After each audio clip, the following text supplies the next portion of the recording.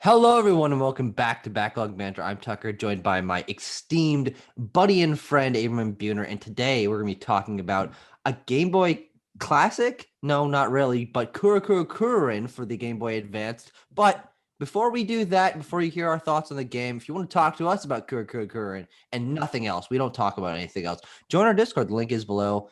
And as to quote the late great Abram Buhner, if you're rooting around, digging around down there, subscribe, like the video, all that stuff. You've seen a YouTube video. But we both played Kuru Kuru Kururin on Nintendo Wii U eShop, a virtual console, and we're here to give you our thoughts on this very strange and under noticed Nintendo game.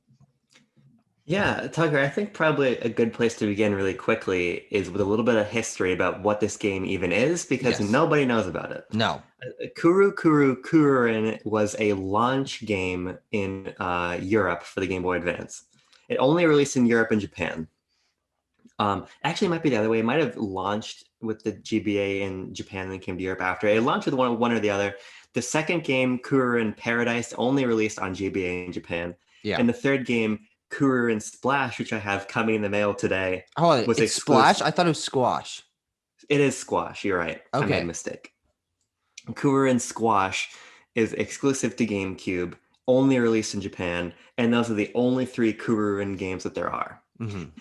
And essentially, they're these like top-down maze games where you play as Kururin in the Hellerin, which is a little helicopter, and you're trying to find these other birds that have gotten themselves lost. So you're And in good these lord, states. they all have their name ending in Rin. So just everything in this game ends in Rin, and it gets Absolutely. it might get a little obnoxious, but in the end, it doesn't.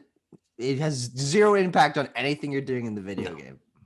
Essentially, you're in the helicopter, the blades spin automatically. The blades are very long, so the challenge of the game becomes navigating these tight maze-like stages, trying to not let your wings hit the walls so you take damage and you lose. Mm-hmm. There's a little bit of like the motion controlled stages in Super Mario Galaxy in there. Sure. There's a little bit of Super Monkey Ball in there in the sense that you're trying to get through quickly and you're trying to optimize Yeah, your routes. that's So that's one of the influences or parallels that I definitely yeah. noticed when I was playing through. So those are kind of some frameworks for you, a little bit of history developed by Aiding, and I'm not sure if they even exist anymore. But Tucker, They do, and they actually helped with a recent Nintendo game. I was just looking at. I can pull it up right oh, now. Right now, aiding titles, Pikmin 3 Deluxe. oh, interesting. They must have be like a support studio now, then I Yeah, suppose. I don't think they make original games anymore. Yeah, And sure. especially not specifically Nintendo ones, because this is a very strange game to be developed out of house by this strange studio, Yeah, released not in America at all and anywhere in the franchise. But I think it's really creative, it's really yeah, fun, and it's short. And I'm very into someone coming up with a unique gameplay idea and just putting it out there. It doesn't require a ton of setup, it doesn't require a ton of explanation, and it makes a lot of sense once you're in the game.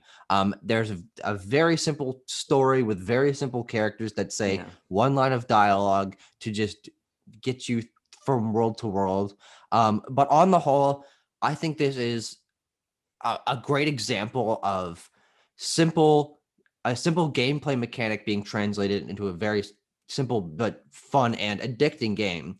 yeah, Because I played this game, we both played it on Wii Virtual Console, and let me tell you, both of us heavily used that save scumming feature yeah, because this game gets very hard. I think one of the major complaints that I have with it is that it does reflect an old school design philosophy where there's no save points whatsoever. And if you touch a wall 3 times, you're boned and you have to restart the entire level. And some of them get long. So luckily we didn't have to deal with that because we were playing it on modern hardware with the modern allowance of no, that's not fair. So I will save at the healing spots. But I don't think I have too many complaints about the game sure. outside of that.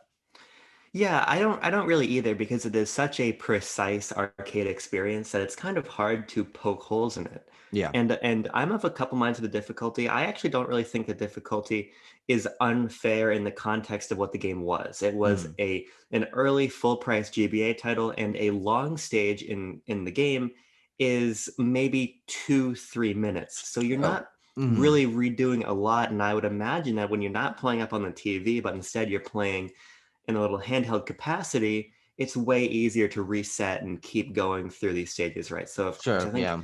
my impressions on that difficulty curve are colored a little bit by the expectations I bring playing it on a console, playing it in 2021, right, Very which true. was very different from how it was intended to be played. But it doesn't change the fact the last few worlds are a motherfucker. So being able to save was definitely helpful. Yeah, they are. And I think for me, the hardest world was the caves when you're being introduced to springs, which, by the way, turn Yeah. your copter, your Halloran, if you will, to be spinning the other direction. And that was the hardest world to me. So having Hmm. that difficulty spike for one or two worlds in the middle was strange. I actually found especially the lead up to the last few worlds to be really satisfying. I think those worlds are very well designed, and they just sort of tighten things around you, so you have to feel like you're more skilled. And this is very Yeah. much a game of skill. There's not mechanics, there's not upgrades or anything. It's all about, do you know how fast you're going, and can you control yourself with very precise button inputs? Yeah.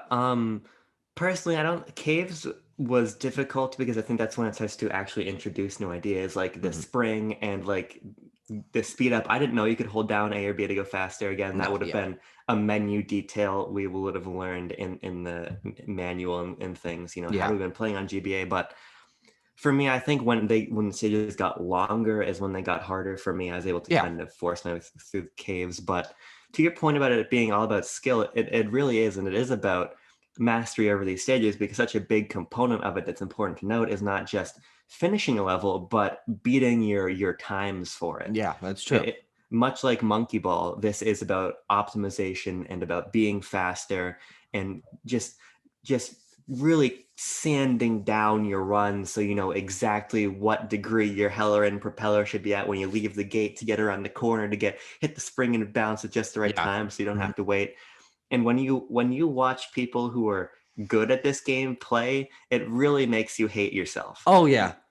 because they just do things in this game that seem completely impossible, which I think is a testament to how solid that core design is. Yeah, and of course, if you are watching some of the shorter speed runs, there are glitches in this game. You can Yeah. flip yourself out of bounds, you can cheese your way through holes you're not supposed to, and stuff like that. But on the whole, the game is so mechanically solid and like on the whole glitchless that even the speedrunners, just it's all about specific button presence and skill. Yeah. Um, and I one thing I do have to commend this game on is that it has a surprising amount of quote unquote extra content Hmm. for a Game Boy Advance game. There's a very solidly length campaign in this, especially if you're not save scumming it. I think it'll take you a lot longer. But and I like the variety that the campaign has, especially. Each world is only 3 levels. It sort of has a mini arc of introducing a mechanic or a concept and playing that out to those 3 levels. And then bam, you're Yes. on to something else. New song, new background art, and new mechanics, quote unquote mechanics. Not really. But I very much appreciate that. And of course, and outside of that, not of course, but outside of that, there is visual upgrades to unlock or like skins essentially. Yeah. You've got paint jobs, you've got different shapes for your copter, and you've got the birds, which are your brothers and sisters, I think, that you can save to put on your thing. So there's a large degree of customization there. And of course, it's all cosmetic, but that's really cool to see. Then there's an entire challenge campaign, which is entirely based on speed running, which I only played probably about half those levels, but that's really cool. There's a very solid training mode, which has a little story alongside of it as well. But those are specifically designed levels. So the amount of content in this game for a specific arcade style experience is really impressive. Yeah. And I think that's why, for me, it feels more substantial than a lot of arcade games that I don't personally enjoy, because there is a breadth of content. There's different menus and different things for you to try. If you get stuck on a campaign level, okay, I'll go try some training levels. I'll sand down my time on earlier levels. I'll try the challenge levels. I'll go customize my thing. Like, there's stuff to do in this game, which I think is really cool. Yeah, you're completely right, and I think this raises the obvious question of why did this never release in America? Where did the sequel go? Because not only is it a really great mechanical experience, not only does it have a lot of content, it has borderline no story. So you could Mhm. have had one intern working in the treehouse doing localization make the story work in an afternoon. There's like a line of dialogue per world. Yes. And So also considering it is or the first game at least was released in Europe, it yeah, is in English. And right. I played that game and it's not like they say, whoa, like British words that we dumb Americans wouldn't understand. No, it's just very simple lines of dialogue, Yeah. no translation required. It's an enigma that this game, at least the first one, didn't release. I don't know how successful these games were sales wise. I don't think they would need to be, considering how niche and strange the game is, conceptually, mechanically, all of that. But yeah, I don't know why. Yeah, you'd have to imagine that these games did not cost very much to produce, but Mhm. then you'd have to imagine that they did really poorly to not be brought elsewhere. But again, Paradise is on GBA and Squash is on GameCube, so clearly it seems like one of those instances, have not read into it, probably should have before we started, Yeah. where Nintendo used to release way more regional exclusives. There used to be way more differences between libraries, and I'm sure they just identified this as being a series successful in Japan, but maybe not worth the effort to bring elsewhere. So Mhm. it's disappointing, but keep in mind we played on WiiU Virtual Console, which is a Yeah. great place to play. It's Mhm. $8. It's super accessible, and if you want that handheld experience, which I did sometimes, just play around on the gamepad, you know. Mhm. And by the way, you have this gentleman here, which makes the game way better. I think. I Mm. think playing with a D-pad for me was harder. I preferred having the pseudo 360 control. Of course, it's emulating the Eight D-pad to an directions. extent. Yeah. Yeah, so it's not actually 360, but for me, I found the control stick really helpful. Now, I use the D-pad throughout. I think I started with the control stick, but because I in my brain knew I was emulating a Game Boy experience or playing a Game Boy experience, I'm like, okay, I'll stick to the D-pad. Yeah. But this is also a game that I kind of want to revisit. And now we say that over a lot of things, and the amount of times we actually revisit the games we say we're going to is incredibly low. Yeah. But considering I have this on my Wii U and it's super easy to hop into, I might try a replay of this game. The levels are very easy to see how you're doing on your time attack. There are two pre-built time score things to beat, and there's also a quote unquote reward for beating the level without getting hit. Which in some of those later levels, I have no fucking clue how you're supposed to No. do that. But the level icon changes from a circle to a star. That's the reward. But there are indications that you're doing better at this game. So I might Yeah, try it again, is what I'm saying. I would like to also. I'm probably not going to because I have Kururin squash arriving in the mail. Mhm. Allegedly, it's literally out for it's literally a couple towns over for me right now, according to my tracking, but it's not arriving until Monday. But my Japanese GameCube, which is in Massachusetts right now, is going to be here by 5 p.m. So I don't Mhm. know. Maybe I'll have impressions on the GameCube game really soon, or maybe it won't be until next week. Who really knows? Yeah. But I very quickly identified something here that I really love. And so I'm excited to play that third game. And actually, the GBA I learned is completely region free. So I think I'm going to grab a copy of Paradise off of Sure. eBay also and play that. Because again, we talked about recently in our Star Fox discussion, I really love a game that's a little bit more simple in its mechanics and uses those mechanics in different ways and stretches them and forces you to improve your skill in the context of an experience that still is full of variety and challenge. And it is a testament, like you said, to the fact that only 3 levels per world, you're moving through 10 worlds. There are so many ideas to explore and master. Yeah, I mean, this was very clearly inspired by Yoshi's Crafted World, I would say, in terms Oh, of of course. level of variety. Of And I Josh, but I did enjoy the fact that it kept it in a nice clip, and you never felt like you were stuck in one place too long, especially considering there's only one song per world. So Yeah. having the level variety mix up allows you to get new music, and the music is pretty good. It's not incredibly catchy or anything, Yeah. but I was listening to the soundtrack last night to like be like, okay, do I remember? And I remember all of the tracks from all the worlds. So they did a good job at that part. But what I kind of want to end my thoughts on is I'm surprised this game didn't do so well, but I think it would have done better if it had released in the indie game resurgence Yeah, of sure. Steam and the 2010s and things of that nature. Because I am unlike you, in some regards, I prefer my games to have a little more substance to them in terms of story, in terms of mechanical depth. However, I am a sucker for that unique concept that's played out in a short game.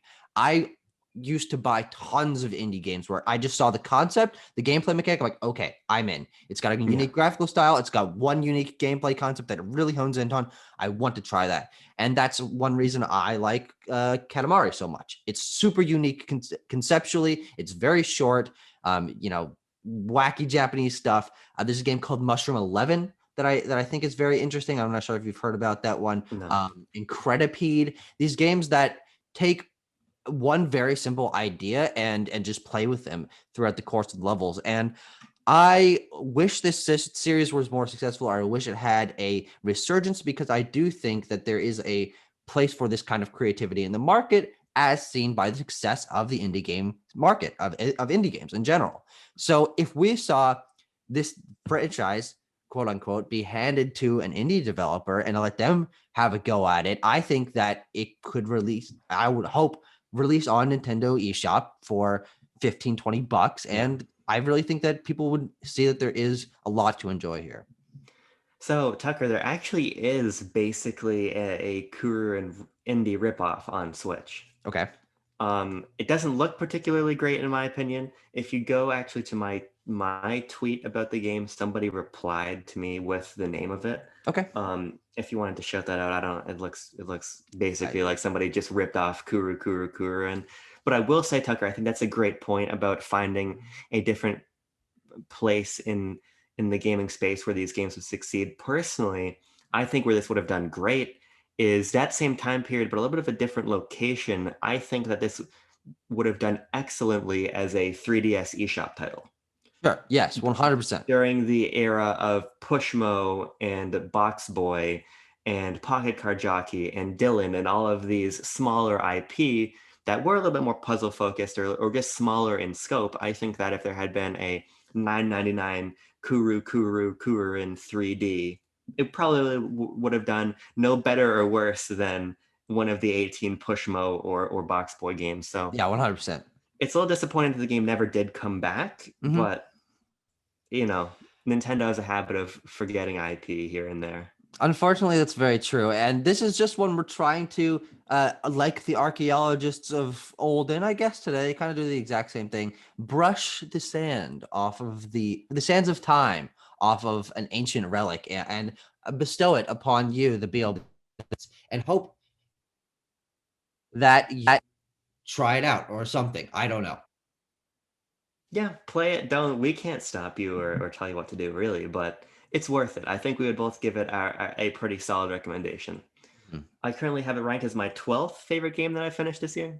So I will take that as you will. Open my thing. I've been adding quite a few recently as I beat Sin and Punishment and Star Fox 64 last week. So these shorter games have certainly been putting a little bit of meat on my games I played in 2021 ranked. But I have it at actually number 9 because I just think that this sort of simplistic gameplay experience with lots of visual charm does wonders for me. And I didn't really have major issues with the game, even though like I had with some of the other bigger games that I played this year. I have it above Resident Evil 4.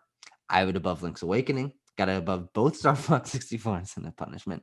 But I just think that the creativity of it does wonders for me. It's such a unique concept, and that's something that I really look for when I'm trying out a fun short game. Yeah, I think that's a great place to leave it, frankly. Mm-hmm. All right. Well, thank you for watching, everyone. Join us on BLB probably in a week or a week and a half for Abram's current squash impressions. I know you guys have been waiting a long time for those, so I can't wait to hear what he's got to say. I guess I can't either. You can't hear to wait what you hey.